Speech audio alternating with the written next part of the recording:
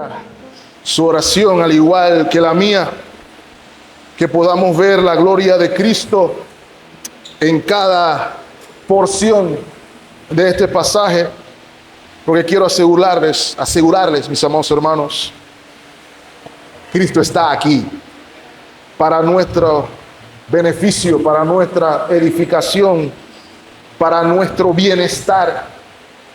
Y ruego que el Señor nos permita verlo por su Santo Espíritu, de tal manera que, como siempre, oramos porque el Señor nos conceda salvación por su palabra, nos conceda por su palabra un aprecio por la gracia, más fe por su palabra y sobre todas las cosas un anhelo genuino, profundo, real por su presencia, y que los labios falibles de este servidor no sean impedimento alguno para su palabra infalible. En Cristo, mi Señor, lo rogamos. Amén. Mis amados hermanos, como han podido ver en la lectura de hoy, vamos a continuar nuestra serie a través del libro de Jonás, serie que hemos titulado La señal de Jonás. Y mencionamos la última vez que nos reunimos, entre otras cosas, el libro tiene al menos 3 propósitos.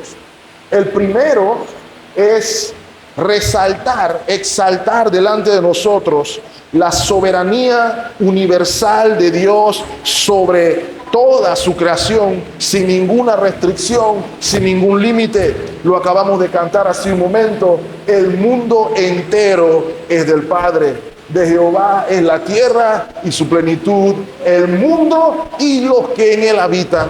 Todos están sujetos al gobierno soberano de nuestro Señor. Esto es lo que vemos en primera instancia, mis amados hermanos. En segunda instancia, también este pasaje nos permite observar, mis amados hermanos, cómo el Señor lidia con el carácter de sus hijos, cómo el Señor opera a través de nuestros prejuicios, de nuestras malas conductas en contra de Él, y cómo Él muestra gracia en medio del trato con sus hijos. Así que algo que debemos recordar, y el pasaje de hoy nos va a permitir ver con claridad, mis amados hermanos, es la necesidad de una vida llena de arrepentimiento, una vida que busca la obediencia, no para obtener salvación, no para ganar favor con Dios, sino como resultado de que ya se obtuvo dicha salvación, que ya se obtuvo dicho favor de Dios. Y en tercer lugar, lo que considero aún lo más importante, porque a pesar de los defectos o las carencias espirituales que podemos ver en Jonás y que desprenden muchas lecciones para usted y para mí, lo principal es que Jonás es un tipo de Cristo. Los eventos en la vida de Jonás nos recuerdan con claridad eventos de la vida del Señor, y vemos con claridad que donde Jonás se queda corto, Cristo no se queda corto, y Él es el propósito final de este libro. Tal como cantamos, que sea nuestra oración: Señor, muéstranos a Cristo. Así que también es válido recordar, mis amados hermanos, que observamos la semana pasada lo que yo denominé la necedad de Jonás en el hecho de huir de la presencia del Señor, y habíamos dicho que esto significaba el acto de rechazar la soberanía de Dios, de rechazar la voluntad de Dios en su vida, de rechazar inclusive su vocación, porque Jonás había sido llamado para hablar de parte de Dios. Inclusive se le dio la comisión, como vimos en el versículo 1, levántate y ve a Nínive. Y como vimos la semana pasada, se levantó, pero para huir de la presencia del Señor, rechazando su soberanía, rechazando su voluntad, rechazando su llamado, rechazando inclusive lo que todas estas cosas implican: comunión con Dios. Y la necedad, mis amados hermanos, radica en el hecho de pensar que esto es posible sin que tenga consecuencias. Mis amados hermanos, por la razón que fuera, había un área de la vida de Jonás que no había rendido al Señor. Que aun cuando él decía estar bajo su palabra, como su testimonio certificaba a lo largo del reinado de Jeroboam II, como mencionamos la semana pasada, había una cosa que Jonás no estaba dispuesto a hacer, aunque Dios mismo se lo mandara. Y mientras estudiaba el pasaje me puse a pensar, mis amados hermanos, ¿qué cosa usted, aunque Dios se la mandara a hacer, estaría dispuesto a decir, no, Señor, en esa no voy?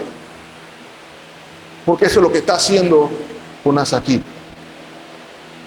Ahora, hermanos, a pesar de todo esto, a pesar de que había un área de la vida de Jonás que no estaba dispuesto a someter a la voluntad divina, vemos aquí la gracia de Dios derramada de manera abundante. Aún en medio de una tormenta terrible, la gracia de Dios es derramada. Y piénselo por un momento, hermano, Jonás debió perecer, debió morir en la tormenta ante la necedad, justificado estaba. Pero aun cuando fue arrojado a una feroz tormenta, Dios hizo provisión. Lo vimos en el versículo 17, gracias varón, y voy a pedir que lo leamos una vez más. Pero Jehová tenía preparado un gran pez que tragase a Jonás, y estuvo Jonás en el vientre del pez 3 días y 3 noches.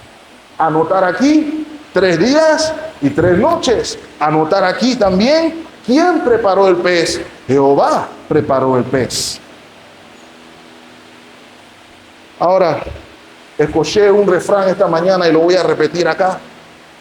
Alguno puede pensar que Jonás estaba pasando de Guatemala a Guatepeor, pero la realidad es que el mismo Jonás no lo ve así. Jonás lo ve al revés. Jonás está viendo en el pez gracia, está viendo salvación, y de hecho este pez es el punto de inflexión, el punto de cambio, el punto de quiebre en la vida de Jonás. Cuando entramos al capítulo 2, mis amados hermanos, observamos un cambio en el estilo literario, y espero que se hayan dado cuenta. Su Biblia cambió cómo se acomodan las letras, y puso atención, y es porque pasamos del género narrativo en prosa y pasamos a partir del versículo 2 a una literatura poética. ¿Por qué? Porque el capítulo 2 es un salmo, es una oración, es inclusive un canto. Y como nosotros hemos estudiado a lo largo de este tiempo, cuando vemos los salmos se pueden observar 2 cosas. La primera, este cambio lo que busca es, por el Espíritu Santo, transmitirnos con intensidad las emociones que está viviendo Jonás en este momento. Y noten, hermano, hasta ahora solamente hemos podido observar lo que la narrativa nos dice que Jonás hizo. Jonás se levantó y huyó de la presencia del Señor hacia Tarsis. Jonás estaba dormido. Jonás estaba haciendo esto, o Jonás estaba haciendo lo otro. Sin embargo, mis amados hermanos, a partir del capítulo 2, el Espíritu Santo nos permite ver cuál es el proceso mental de Jonás en medio de todas estas cosas. El Espíritu Santo nos va a permitir apreciar, y permítame añadir, hermanos, de manera vívida las emociones que fluyen del corazón de Jonás. Así que hay beneficio para nosotros allí. Lo segundo que considero relevante es que, como es un salmo inspirado por el Espíritu Santo, es un canal propicio de la expresión de nuestras emociones de manera santa en nuestra oración.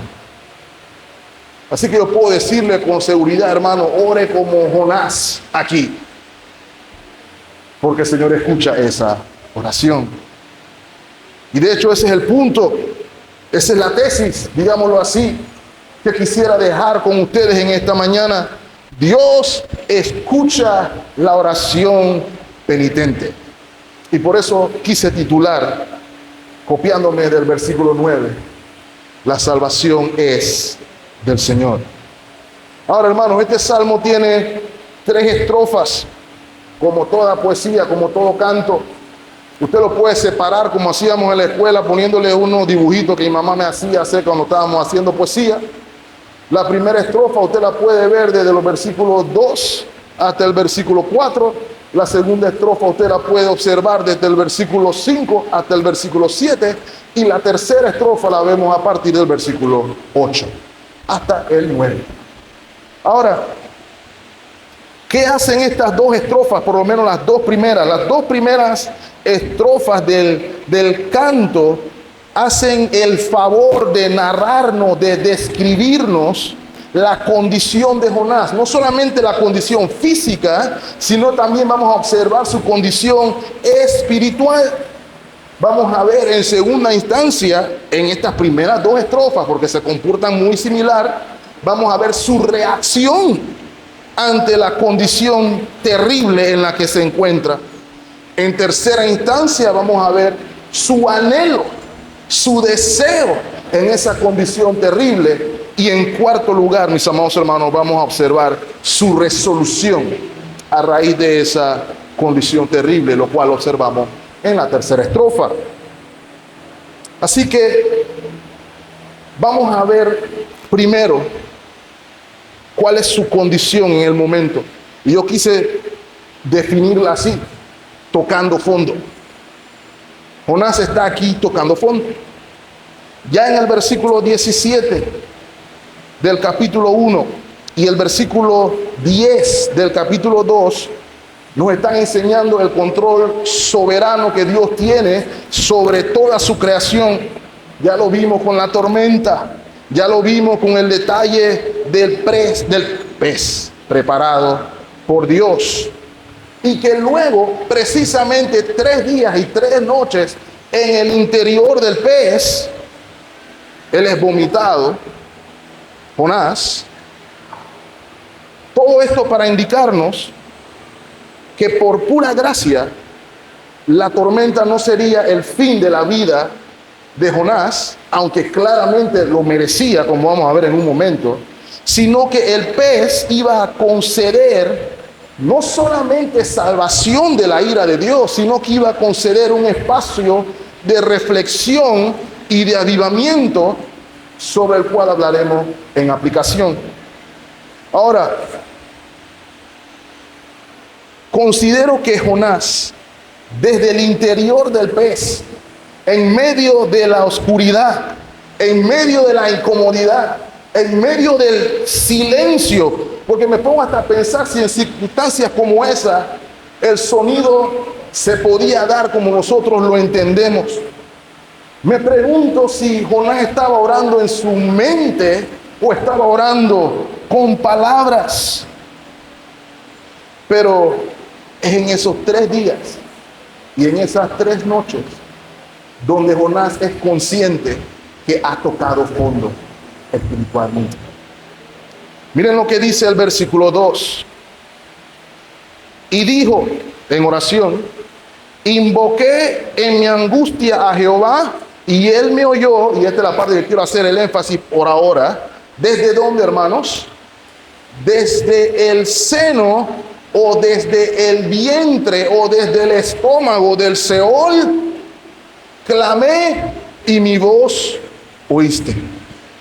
Mis amados hermanos, desde el interior del pez, Jonás medita y piensa en la cercanía de la muerte. Y lo interesante, que las entrañas del pez le hacen meditar en las profundidades del Seol. Y como hablamos esta mañana en Escuela Dominical, mis amados hermanos, hay mucho debate sobre el Seol. Sin embargo, para nuestro texto, para nuestro contexto, basta con decir que es el lugar de los muertos donde aguardan el juicio final. Y recalco, hermanos, no quiere decir que Jonás estaba literalmente muerto, sino que la muerte sin duda alguna era su destino. Acompáñenme, por ejemplo, al Salmo 18, versículo 5, que es un salmo del rey David. Precisamente cuyo contexto es la persecución por parte de Saúl y otros de sus enemigos. Y note cómo se expresa el rey David: ligaduras del Seol me rodearon, me tendieron lazos de muerte. No quiere decir que David estaba en el Seol o que estaba muerto, sino que veía la muerte cercana como su final. Eso es lo que se nos está mostrando aquí. Y el versículo 3 de nuestro texto nos muestra lo cercano que estaba Jonás de la muerte. Versículo 3: me echaste a lo profundo, en medio de los mares, y me rodeó la corriente. Todas tus ondas y tus olas pasaron sobre mí. De nuevo, este es el lenguaje poético para que usted sienta las emociones que está viviendo Jonás en ese momento que lo aventaron del barco. Todas tus olas pasaron sobre mí. Me echaste en lo profundo, en el medio del mar. Y hermanos, a menos que usted sea experto nadador como los hermanos de la ACP, usted probablemente no entenderá lo que está sufriendo Jonás aquí, porque en estos versículos se ve la angustia y la desesperación que produjeron en él ser echado en el mar en las condiciones que vimos la semana pasada. Piénselo por un momento: me echaron en lo profundo. Yo no soy buen nadador, hermano. Yo aprendí nada más a no hundirme y que tengo que chapalear hasta llegar al otro lado. Si paro, tengo un problema. Y donde yo veo que siendo bastante alto, yo no toque fondo con los pies, yo me voy sintiendo incómodo y prefiero otras venas de otras áreas donde puedo chapotear. ¿Ok? Porque el que sabe eso sabe que es incómodo. El hecho de estar ahí sabiendo que estás hundido y no hay nada que te aguante, hermano, y ahí es más fondo y más fondo y más fondo y más fondo. Me echaron en lo profundo. No había para dónde coger, ni a la derecha ni a la izquierda. Y note, dice, en medio del mar. No había tierra por ningún lado. No había para dónde nadar, no había para dónde coger. Y si hubiera podido nadar, dice el Señor que las corrientes lo andaban zarandeando por todos lados. Esa es la descripción que vemos aquí. Ahora, hermanos,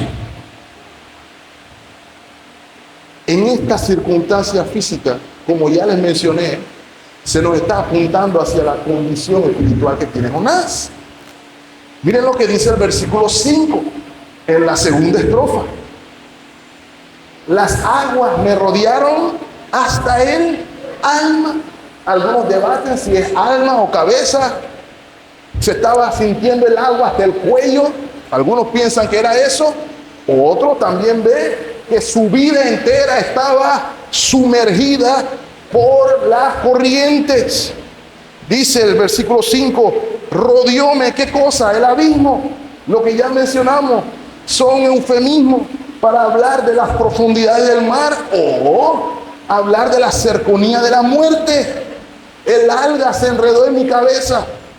Es una genuina sensación de ahogamiento. Y miren el versículo 6, la primera parte: descendí a los cimientos de los montes. Si usted y yo no estuviéramos ahogando, no lo hubiéramos dicho así, ¿verdad? Pero aquí hay algo a observar, mis amados hermanos. El cimiento de los montes en la antigüedad se pensaba que estaba en el fondo más profundo del mar, indicando aquí: toqué fondo, llegué hasta lo último que se puede llegar. Después de aquí no se puede ir más abajo, tanto física como espiritualmente. Miren lo que dice la última parte: la tierra echó sus cerrojos sobre mí para siempre. Es el lenguaje poético para decir: me morí. Eso es lo que me espera en esta circunstancia. Así se sentía Jonás. Me sentí morir. Y aquí vemos, mis amados hermanos, como ya mencioné, el final del descenso espiritual de Jonás. Recuerdan la semana pasada cuando vimos, el Señor le dijo, levántate y ve a Nínive. Y él dice, no. Y la Biblia nos dice que descendió a Jope y después descendió hacia Tarsis. Y en el barco fue echado al mar, y en el mar ahora sigue descendiendo hasta que llega a los cimientos de los montes. Mis amados hermanos, ese es un recordatorio para usted y para mí, que decir que vamos a huir de la presencia del Señor, que decir que vamos a tratar de separarnos de Él para hacer cualquier otra cosa fuera de su voluntad, nunca termina sin consecuencias, sino que es el inicio del declive de una persona. Él no se sentía tan mal yendo hacia Jope. Él no se sentía tan mal en el barco. Recuerden, hermano, estaba hasta durmiendo en el barco. Ni siquiera estaba preocupado si el barco se rompía o se partía, si la gente que estaba en el barco se moría o no en ese momento, porque él tenía otra agenda que habla de su condición espiritual. Finalmente lo echan al agua y él no queda navegando ahí flotando arriba, sino que cae hasta el fondo. Nunca piense, mi amado hermano, que huir de la presencia del Señor es bueno para su salud. Sea creyente o no sea creyente, siempre tendrá consecuencias negativas para usted. Siempre. Ahora, aquí se nos está mostrando, mis amados hermanos, el juicio de Dios en contra de Jonás. Y quisiera que vuelva conmigo al versículo 3 un momento. En su meditación, Jonás reconoce que él está haciendo o está pasando lo que está pasando, no porque el diablo se lo está haciendo, no porque la maldad de algunos conciudadanos se lo hicieron, sino porque Dios lo puso en esa circunstancia. Note los verbos del versículo 3. ¿Quién lo echó en lo profundo? Dios lo echó en lo profundo. ¿De quiénes eran las olas que lo rodeaban? Las olas de Dios, las corrientes de Dios es las que lo rodeaban. Jonás está entendiendo que todo eso que él estaba experimentando antes de ser salvado por el pez, digámoslo así, son el justo juicio de Dios. Y mis amados hermanos, el resultado de la necedad es la ira de Dios. Mis amados hermanos, Jonás reconoció desde el interior del pez su rebeldía. Y permítanme aprovechar para mencionar, mis amados hermanos, porque eso es lo que estas palabras de Jonás nos enseñan, que sin humillación no existe restauración. Lo primero que sucede, el primer paso de vuelta a ser restaurado por Dios, a poder clamar las salvaciones de Jehová, es reconocer cuál es tu condición. ¿Saben quién es el campeón de esa frase? O el experto número uno que quisiera citar como ejemplo, el malhechor bueno. Tenemos ese eufemismo, ¿cierto? Hay un malhechor bueno y hay un malhechor no bueno. Hay un malhechor malo junto con el Señor en la cruz del Calvario. Estando en la condición que están, afectados por su propio pecado, el malhechor malo mira al Señor inocente de pecado y le dice, vámonos de aquí, para que podamos seguir haciendo lo que estábamos haciendo. Y en Lucas capítulo 23, versículo 41, le responde el malhechor bueno. Y note que el Señor ni siquiera miró al malhechor malo. ¿Ok? Dios atiende al humilde y mira de lejos al tío. Aquel que piensa que aún en lo profundo de haber tocado fondo en la cruz del Calvario, porque él también estaba allí, él decía, bájame, porque yo merezco que me baje para seguir haciendo lo que estaba haciendo. Pero miren lo que responde el malhechor bueno. Nosotros a la verdad injustamente padecemos. No, el malhechor bueno es consciente de que su pecado lo tienen en esa condición, porque recibimos lo que merecieron nuestros hechos, mas ningún mal hizo. ¿Lo ven ahí? Ese es lo primero a reconocer. Miren lo que nos enseña Romanos capítulo 3, versículo 19. Pero sabemos que todo lo que la ley dice, lo dice a los que están bajo la ley. ¿Con qué propósito? Para que toda boca se cierre y todo el mundo quede bajo el juicio de quién, hermano, del diablo. El juicio del vecino, no el juicio de Dios. Mis amados hermanos, en ese momento, en esa circunstancia, en esta situación incómoda, Jonás puede reflexionar: esto sucedió por mi rebeldía, por mi necedad, pudiéramos decirlo así. Y mis amados hermanos, permíteme decirle que Jonás aquí es consciente del peor desenlace posible. Y mis amados hermanos, permítame decirle, peor inclusive que la muerte. Que recuerden, hermanos, Jonás no parecía tener miedo de morir cuando salió hacia Tarsis. Parecía inclusive estar listo para morir. Pero el versículo 4 nos indica que las circunstancias no eran tan simples como parecen, ¿cierto? Versículo 4, la primera parte dice: en ese momento en que tocó fondo, entonces dije, desechado soy de delante de tus ojos. ¿Lo ve ahí, hermano? Y permítame decirle con humildad, eso es lo peor que le puede suceder a cualquiera. Y si lo piensa conmigo, mis amados hermanos, eso es en un sentido lo que Jonás quería. Recuerden, él quería huir de la presencia del Señor. Pero recuerde, hermano, una cosa es querer eludir la presencia del Señor y actuar como que si yo no tengo ninguna relación con Él. Y otra cosa es que Él te separe de su presencia en el Seol. No es lo mismo, ni se escribe igual. Jonás tuvo una probadita de aquello que anhelaba y, hermano, déjame decirle, no le gustó. Se siente mal. Estaba desterrado de su presencia. Y, hermano, permítame decirle, aquel que me escucha hoy, de ese lado del charco hace frío. ¿Saben por qué, hermanos? Alguien lo puso de esta manera. Durante toda la historia, los reyes ejercen no solamente autoridad, sino que establecen las leyes por las cuales se tiene término. Y si tú no estás de acuerdo con la voluntad del rey, el rey te puede decir, estás desterrado. ¿Ok? Eso ha sido así a lo largo de la historia. No te vas a cuadrar con mis principios, no te vas a cuadrar con mi voluntad, estás desterrado.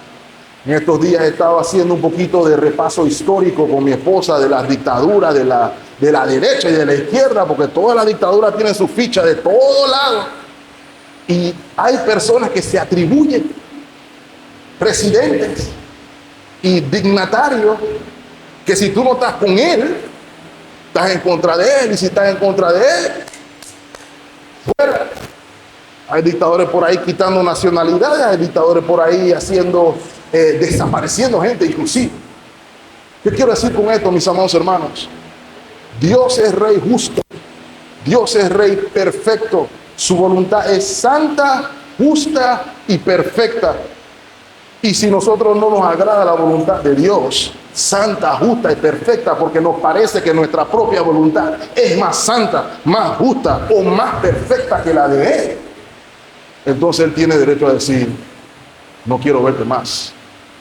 Y justificado está. ¿Cierto o falso? Ese es el punto que se está tratando de transmitir aquí, mis amados hermanos. Eso es lo que siente Jonás en este momento cuando dijo, en ese momento que tocó fondo, desechado soy de delante de tus ojos. ¿Y por qué es esto, mis amados hermanos? Porque la contraposición con la santa y buena y justa voluntad de Dios, mis amados hermanos, contrapone la relación de Dios con su pueblo en términos de pacto. Y violar el pacto con Dios, mis amados hermanos, como todo el Antiguo Testamento nos enseña, tiene sus consecuencias. ¿Y saben por qué, hermanos? Recuérdenlo, lo hemos estudiado desde el principio, desde los días de Abraham. ¿Cuál es la promesa del pacto? Ellos serán mi pueblo y yo seré, ¿qué cosa? Su Dios. Y eso iba a representar bendición para el pueblo, porque el hecho de que yo goce del favor de Dios significaba prosperidad y bienestar en todos los sentidos. Lo vemos en Deuteronomio: si ustedes obedecen y guardan los mandamientos que yo les doy, no habrá ninguna mujer estéril, todas sus cosechas serán fértiles, todo lo que quieran se la darán, porque ustedes están conmigo. Estoy parafraseando, hermano. Pero si no les encantan las bendiciones que les doy y no guardan mis mandamientos y les parecen inútiles o inválidos, o ustedes tienen algo mejor que hacer, todas aquellas bendiciones pasan ¿en qué cosa, hermanos? A maldición. Por eso quiero recalcar, hermanos, el propósito de la bendición de Abraham. Ellos serán mi pueblo, yo seré su Dios. Lo vimos también en el Éxodo: ellos serán mi pueblo y yo seré su Dios. El tabernáculo representaba la presencia de Dios en medio de su pueblo, y el templo del que habla Jonás aquí representaba también la presencia de Dios en medio de su pueblo. Y Jonás dijo: yo voy para Tarsis. Mis amados hermanos, la mayor bendición para el pueblo de Dios es el disfrute de su presencia. Número 6, 24, el famoso Shema. La mayor bendición que existe: Jehová te bendiga y te guarde. Versículo 25: Jehová haga resplandecer tu rostro sobre ti y ponga en ti, Jehová haga resplandecer su rostro sobre ti y tenga de ti, ¿qué cosa, hermano? Misericordia. Y finalmente, Jehová alce sobre ti su rostro y ponga en ti, ¿qué cosa? Paz. Esa es la mayor bendición que hay: paz para con Dios. Nunca pensemos que hay paz fuera de la presencia del Señor. Nunca la hay, hermano. Si usted tiene paz fuera de la presencia del Señor, es porque usted nunca lo conoció. Eso es lo que enseñan las Escrituras. Mis amados hermanos, como ya mencioné, del otro lado del ser desechado de los ojos del Señor hace frío. Puede preguntarle, por ejemplo, al rey Saúl. ¿Se acuerda cómo desesperado buscaba oír qué cosa? Palabra de Jehová. Y no había palabra de Jehová para Saúl. Y él no se veía muy bien, ¿cierto? No se sentía muy bien, no se sentía muy tranquilo, a tal punto que estuvo dispuesto hasta buscar una bruja para que le contara qué decía Dios a través del profeta. El silencio de Dios duele, hermanos. Mis amados hermanos, esto que está experimentando Jonás aquí, esto es lo que en el fondo anhela el ateo. Eso es lo que en el fondo anhela aquel que confía en su propia justicia. Eso es lo que anhela aquel que me dice: otro día considero a Dios, otro día considero su palabra, otro día considero su voluntad. O ese es aquel que dice: yo sé que Dios quiere que yo haga esto, pero yo voy a hacer esto otro. Y lo voy a decir de nuevo, hermano, de ese lado hace frío. No hay paz. Miren lo que dice el Salmo 28, versículo 1. A ti clamaré, oh Jehová, roca mía. Y note la frase: no te desentiendas de mí, para que no sea yo, dejándome tú, semejante a quienes, hermanos, a los que descienden al sepulcro. Lo que me lleva a lo siguiente, mis amados hermanos, la reacción de Jonás. Mis amados hermanos, aún en esas circunstancias, en esos 3 días, Jonás también fue consciente de las promesas del pacto. Y note lo que dice, por ejemplo, versículo 1, la primera parte. No, perdón, vamos al versículo 6, al final del versículo 6. Mas tú sacaste mi vida, ¿de dónde? de la sepultura. ¿Quién lo hizo? Oh Jehová, note ahí que dice, Dios mío.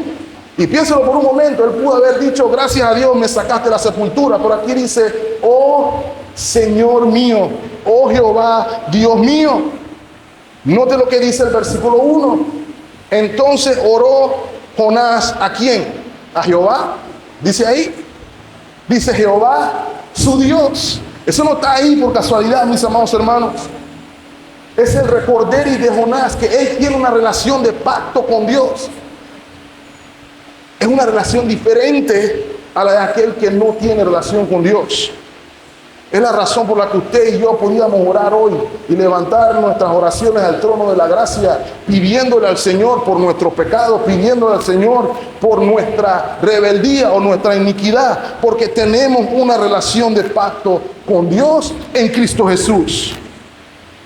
Y el creyente entonces puede entender que en Dios hay perdón. Jonás se acordó que en Dios hay perdón. Él vio la gracia de Dios en este pez. Me recuerda el caso de David, por ejemplo. David pecó, Natán lo va y lo confronta y le dice, tú eres ese hombre y esto es lo que va a pasar. David se arrepiente y Natán le dice, no morirás, no vas a morir. ¿Pero por qué no vas a morir? Porque estás disfrutando de la gracia de Dios que viene por la fe en unión pactual con Dios. Jonás ve la salvación del Señor en este pez. Y la reacción de él al recordar el pacto, al recordar la promesa, es invocar al Señor. Versículo 2. Y dijo, invoqué en mi angustia a Jehová, y él me oyó desde el seno del Seol, clamé y mi voz oíste. Ese es el detalle, el Señor lo oyó. Versículo 7, cuando mi alma desfallecía en mí, ¿qué hizo el profeta? Me acordé de Jehová, me acordé del pacto, me acordé de que tengo esperanza y mi oración llegó. Note hasta dónde, hermanos, hasta su santo templo. ¿De dónde estaba huyendo Jonás? Del santo templo. Pero ¿hacia dónde va su oración? Hacia el santo templo. Porque aquí se está dando el cambio. Mire el versículo, el punto 3 que quiero ratificar, hermano. Ahora el anhelo cambia. Hay un nuevo interés.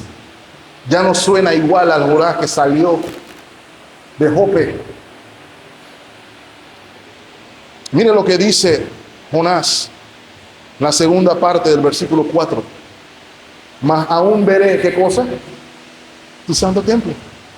El hecho de que él estuviera en el vientre del pez era la certificación de Dios diciéndole, no morirás. Había esperanza de volver a ver el santo templo. Lo vimos también en el versículo 7. Y mi oración llegó hasta ti en tu santo templo. Ahora vemos con claridad el cambio espiritual del profeta, quien quería huir de la presencia del Señor y ahora anhela la presencia del Señor. Ese es el indicio de avivamiento espiritual. Ese es el indicio de un cambio de mente. Y es un recordatorio incomparable para nosotros, mis amados hermanos. Lo voy a decir así. Nada es comparable a la comunión con Dios. Nada es comparable a la comunión con Dios. Nada es equivalente a decir o tan válido para decir, sé que Dios es bueno, pero si usted tiene que calificar esa declaración, está subestimando la comunión con Dios. Eso es lo que la historia de Jonás nos está diciendo. Y permítame mostrarlo de esta manera, mis amados hermanos. La realidad es que nosotros, todos y cada uno de nosotros, hemos estado en algún momento de nuestra vida en las sandalias de Jonás. Ya sea que estuviéramos muertos en nuestros delitos y pecados, rechazando la voluntad de Dios, rechazando su palabra, rechazando su santo designio, o habiendo dicho que creemos en Él, voluntariamente decidiendo revelarnos a lo que nos haya dicho o pedido, voluntariamente acomodándonos a lo que nuestra propia concupiscencia anhela en lugar de considerar aquello que es agradable a Él. Y en ambos casos se siente como anticipando la muerte. Puede que nos encontramos, hermanos, aferrándonos a algo que deberíamos estar soltando. Si nos estamos aferrando a algo que deberíamos estar soltando, estamos haciendo lo mismo que Jonás.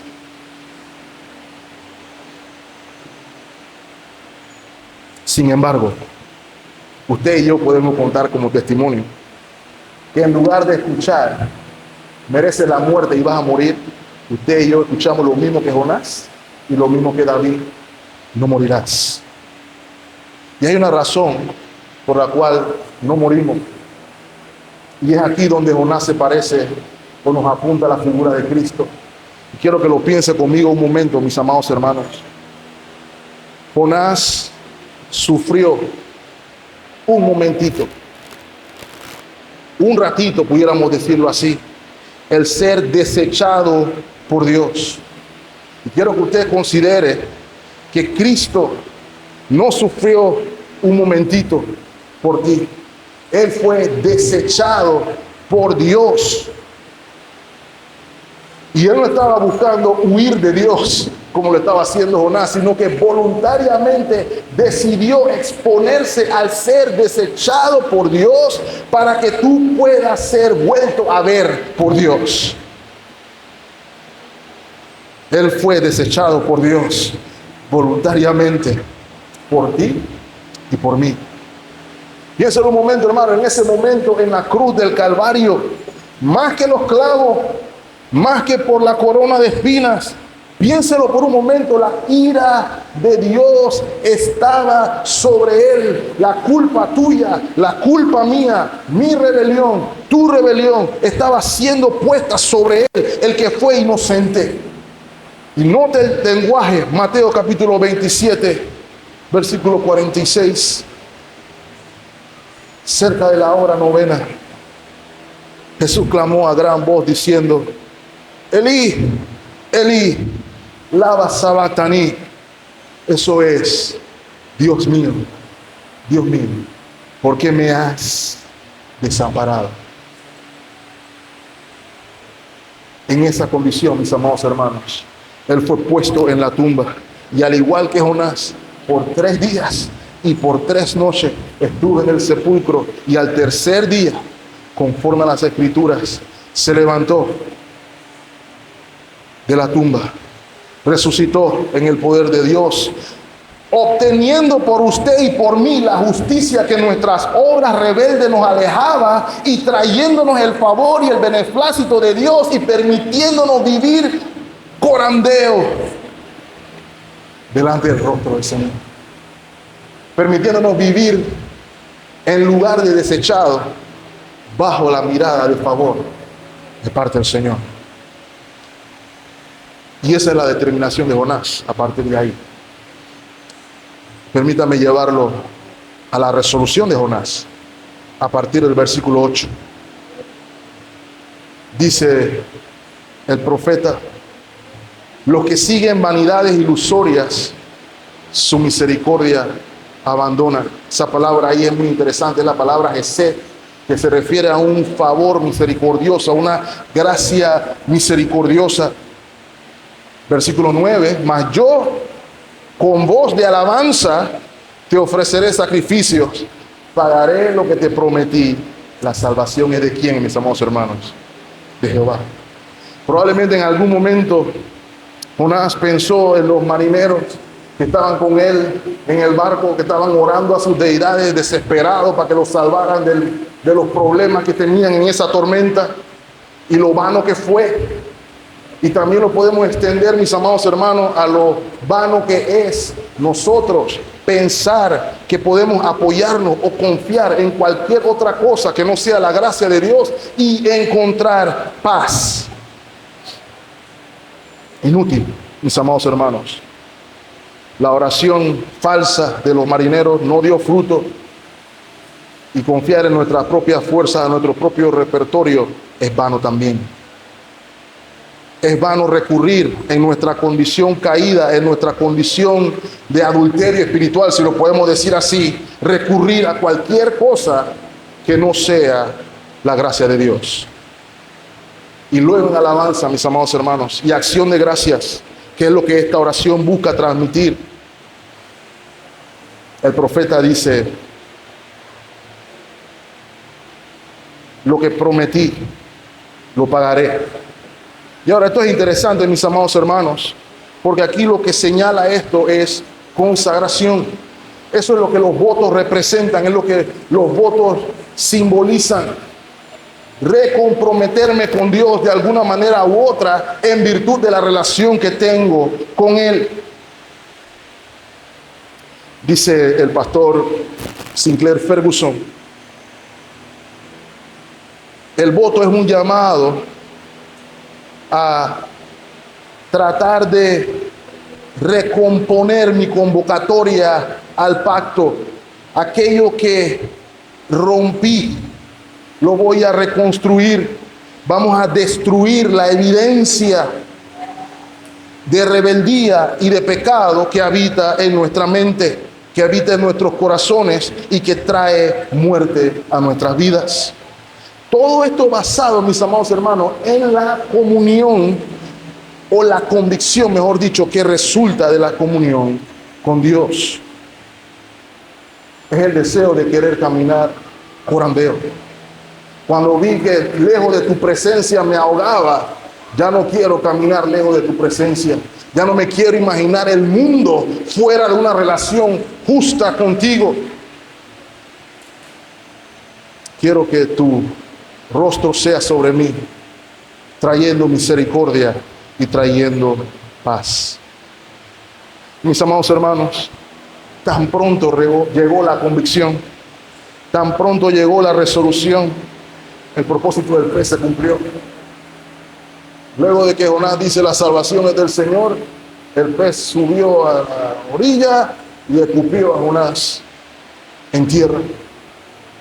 El pez cumple su propósito y Jonás cae en tierra como si fuera un nuevo hombre. ¿Y cuál es el recordatorio para usted y para mí, mis amados hermanos? No importa qué tan bajo hayamos caído, Él está dispuesto a oír tu oración. Él está dispuesto a levantarte de lo más profundo que estés. Él escucha la oración, porque la salvación es del Señor. Él es el único que puede salvar. ¿Qué quiere decir eso? Dos cosas: que Él es el único que te puede sacar de la circunstancia de donde estás. No es el gobierno, no es el vecino, lamento decirlo, no es el pastor, tampoco es el hermano diácono. Solo Cristo restaura corazones quebrantados. Solamente Cristo restaura corazones penitentes, aquel que por la fe busca al Señor. Él nos renueva. La salvación es del Señor. Y no, hermano, vamos a ver que no solamente al experimentar Él la salvación del Señor y se da cuenta de que el Señor salva a quien quiere, como quiere y cuando quiere, Él está dispuesto entonces a proclamar igualmente a partir del capítulo 3 eso mismo: la salvación es del Señor. Ahora, hermano, yo quisiera cerrar este tiempo con un breve punto de aplicación. La primera lección aplicable que yo veo aquí, al ver el caso de Jonás, y creo que es relevante para la iglesia, estamos llamados, mis amados hermanos, a observar o buscar en medio de nuestras circunstancias, cualquiera que sea, ver la gracia de Dios.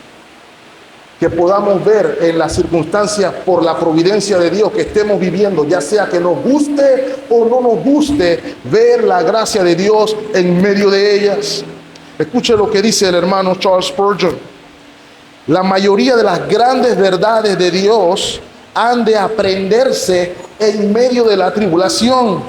tienen que ser grabadas en nosotros con fuego, con el hierro candente de la aflicción, pues de lo contrario no las aceptaremos como es debido. Y muchas veces nos pasa así, hermanos. Cuando todo está bien, cuando todo está bonito, es cuando nos sentimos orgullosos y comenzamos a decir cosas como que, Dios, yo sé que tú quieres hacer que yo haga esto, pero yo creo que es mejor hacer esto otro. Eso no viene de la humildad, hermano, eso viene desde el orgullo. Y el Señor tiene la manera de lidiar con el orgullo. Es un recordatorio, hermano, que aun cuando estemos en circunstancias que no nos agradan, porque créame, ese pez no era cómodo, pero no era su muerte. Y Jonás salió de allí un mejor hombre para la gloria de Dios. De modo que es un recordatorio, mis amados hermanos, que aun las circunstancias que me puedan estar incomodando, que no me agraden, que parezcan dolorosas, pueden ser un instrumento de la gracia de Dios para mi santificación, aun cuando en el momento no lo entienda. Pero el pez repercutió, mejor dicho, en mayor santificación para Jonás. Lo segundo que quiero recordarte, mi amado hermano, como aplicación: no deje de orar, no deje de clamar al Señor. El silencio no significa que Dios no oye. Durante largos periodos en la historia del pueblo de Israel, usted escuchará en los salmos a los profetas o a los autores inspirados decir: Señor, escucha mi oración, Señor, escucha mi clamor. Lo leímos esta mañana. Señor, ¿hasta cuándo? No dejes de clamar, porque Él escucha la oración de sus hijos. No dejes de clamar, mi amado hermano. En tercer lugar, aférrate a su palabra. ¿Y por qué digo aférrate a su palabra, hermano? Hay algo interesante que usted puede inclusive leer en casa nuevamente. Léase todo el salmo. La oración de Jonás es un salmo. Y si usted se fija, muchas de las frases son similares a las que leemos en los salmos. Las olas me llevaron, Señor, necesito, estoy en mi aflicción, estoy en mi angustia. La palabra de Dios vino a la mente de Jonás y eso fue lo que le dio esperanza de clamar al Señor. Recuerden lo que vimos en el versículo 7. En medio de mi angustia me acordé de Jehová. ¿Qué quiere decir eso, mis amados hermanos? Se acordó de que la palabra enseña que hay promesa de Dios para su pueblo. Y a veces, hermanos, se nos olvida a nosotros también, porque no recordamos la palabra. Recuerden la exhortación del apóstol Pablo a la iglesia. Y la palabra de Dios more más o menos levemente en sus corazones. ¿Dice algo así? No, more abundantemente en sus corazones. ¿Y cómo se ve la palabra de Dios morando abundantemente en los corazones? La iglesia es exhortada con cánticos, himnos, cánticos espirituales, salmos e himnos. ¿Qué estaba haciendo Jonás en el pez? Cantando la palabra de Dios, recordando la palabra de Dios. Mi amado hermano, vivimos en una época en que no podemos darnos el lujo de ser o vivir nuestra vida cristiana de espaldas a la palabra de Dios. Aférrate a la palabra del Señor. Y cuarto,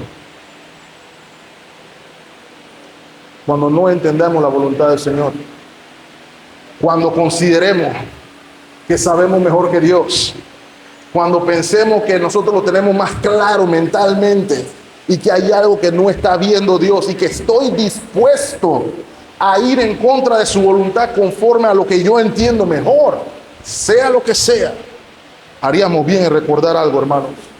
Miremos a la cruz, miremos al Calvario. ¿Por qué, mis amados hermanos? La cruz es un recordatorio de que nuestras vidas le pertenecen a Él, porque Él pagó el precio por mi salvación. Él pagó el precio por mi justicia. Él fue el que compró mi libertad. Y hermano, tuvo un alto costo. Costó su vida. Ya yo no me pertenezco a mí mismo. Le pertenezco a Cristo. ¿Qué quiere decir eso, hermano? Que donde quiera que Él diga que vaya, yo voy. Lo que quiera que Lo que Él quiera que yo diga, lo diré. Lo que Él quiera que yo haga, lo haré. Porque ya le pertenezco a Él. Miremos a la cruz y recordemos al final, siervos inútiles somos. Cristo es nuestra esperanza. Cristo es nuestra salvación. Y Él es nuestra única gloria. Señor le bendiga ricamente, hermano. Estemos orando. Señor, gracias por tu palabra. Gracias por el recordatorio amable, Señor, de en medio de nuestra angustia, en medio de nuestra rebeldía, Señor, tú tienes misericordia de nosotros. Por tu gloria, por tu gracia, por tu poder. Aun cuando hemos sido inconsistentes con nuestra vocación, aun cuando consideramos correcto hacer algo que no va conforme a tu voluntad, tú muestras gracias para con los tuyos. Te pedimos en esta hora, Padre, que podamos reconocer que en tu presencia hay plenitud de gozo, que ahora podemos disfrutar de tu presencia de una manera más cercana aún que Jonás. Jonás tenía que viajar hasta Jerusalén para disfrutar de la comunión contigo en el templo. Pero nosotros, por medio de aquel sumo sacerdote que entró al lugar santísimo, tenemos comunión contigo permanentemente, constantemente, donde sea que estemos. Disfrutamos de la presencia de Dios. Ayúdanos a valorar el hecho de que podemos decir que caminamos contigo. Ayúdanos a valorar el que podamos decir como los profetas de antaño: vive Jehová, en cuya presencia estoy. Ayúdanos, Señor, a no menospreciar el valor que tiene.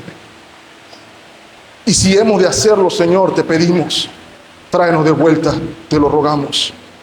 Por los métodos que tengas que utilizar, te pedimos. No nos permitas andar en necedad, te rogamos. Guárdanos de orgullo, guárdanos de vanidad, te pedimos. Y sobre todas las cosas, ayúdanos a ver a Cristo, el que nos compró con alto precio por su sangre vertida en la cruz del Calvario. Ayúdanos a ver que es en tu presencia y en tu comunión que encontramos la satisfacción plena. Guárdanos, te pedimos, de todo mal. En Cristo Jesús rogamos. Y el pueblo de Dios dice: amén.